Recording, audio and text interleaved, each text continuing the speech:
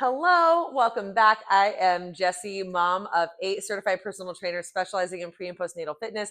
And this is video number 4 of a 6-part series sharing with you the 6 moves, the 6 types of movement that you need to be incorporating into your fitness and strength training routine. So today is number 4. It is the row. So we've gone over 3 already.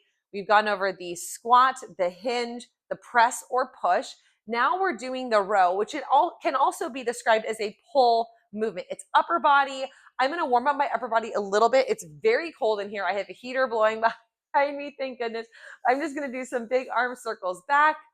I'm not letting my ribs open up. I'm keeping my pelvis tucked under. I'm keeping my ribs closed, just getting as big a range of motion I can, moving my arms backwards, moving them forward. So we're just going to kind of move every joint here that's going to be in motion during our row. So I'm just going to do some bicep curls, but with no weight.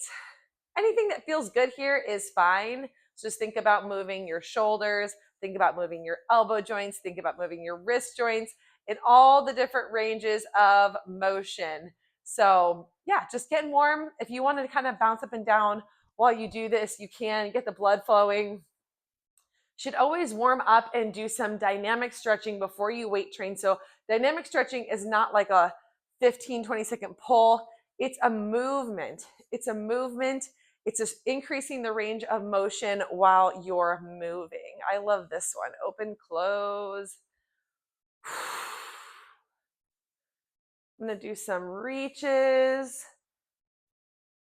just to wake myself up. I'm already starting to get warm. It doesn't take long, just takes a couple minutes. I'm going to roll my wrists out a little bit here. Okay, the first type of row movement that we're going to go over is your basic bent over row. Now, the important thing to remember when we're rowing is that we are trying to pull our shoulder blades together without letting go of our form, right? So we've really got like these opposing muscle groups of trying to keep your core contracted, your pelvis tucked under. That's all isolated. And then we're pulling back while still trying to keep our core engaged. All right, I'm going to go ahead and grab 10-pound weights. These are pretty light for me. I could probably do about 10 to 12 reps with a 10-pound weight, but I want to make sure I do a light weight so I can really emphasize the form for you. Okay, so I've got a weight in each hand. My feet are hip distance apart. I'm going to send my hips back. My knees are slightly bent. When I send my hips back, I'm not arching, so I'm not lifting with the booty. I'm just hinging at the hips.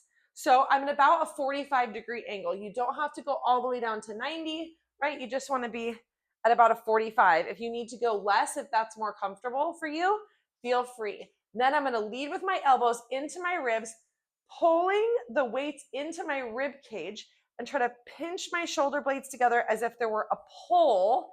Imagine there's a pole lined up from the tip of your head to your tailbone like a pool stick, right? Just going through your head all the way through your spine and out. And you're trying to pinch that to keep it from falling away.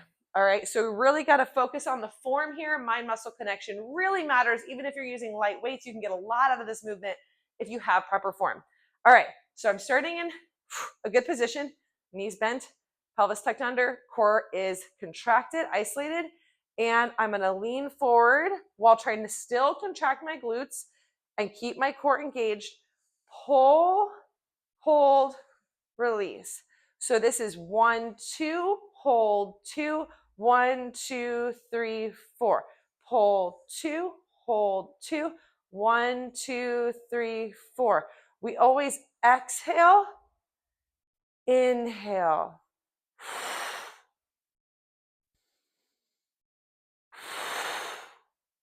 So we're inhaling as we release, exhaling as we contract. All right, and stand up. So that is your basic bent over row. Now, I have a lot of props that I'm going to be using today. One of them is that I'm going to show you with a bench, but you can absolutely use like anything that's this height, even a chair. So I've got a nice sturdy bench. I'm going to show you the single arm version of a bent over row. and I'm going to use the bench for added stability. So this is a great opportunity to grab a heavier weight. In fact, I'll do that. I don't want to waste too much of your time, but I will grab a 15-pound weight because I'm adding so much stability to this move that I'll be able to lift heavier. So I've got one knee up on the bench. I've got my hand on the bench. I'm making sure that I'm not tipped either way, right? I still want my shoulders square to the ground, my hips square to the ground. And here I'm parallel to the floor. That's what I'm looking for. I'm going to pull the weight into my rib cage. Exhale, 2, 3, 4. I'm sorry. Inhale, 2, 3, 4. Exhale, hold 2. Inhale, 2, 3, 4. So as I'm pulling this into my rib cage, I'm not rotating, okay? I'm not rotating at all. This is a great option if you have a weak core or pelvic floor.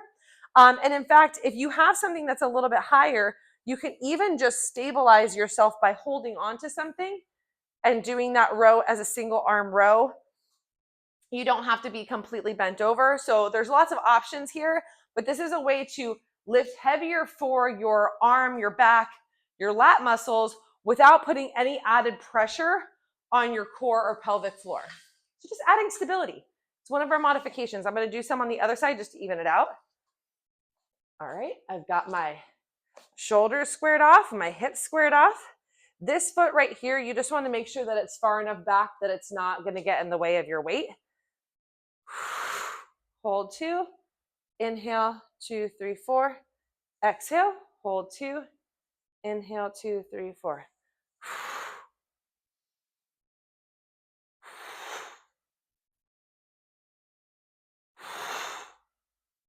Awesome. And we've talked a little bit about reps. You know, if you're going to be able to get 8, 9, 10 reps in, do 3 sets of that. If you're getting like 4, 5, 6 reps in, because that's how many you can get in with that 1 rep in reserve, then maybe you do 4 sets.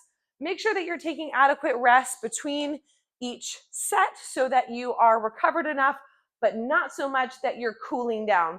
If you're only taking 10-second break between reps, you're not really doing power reps. You're just doing endurance reps, right? You keep them that close together.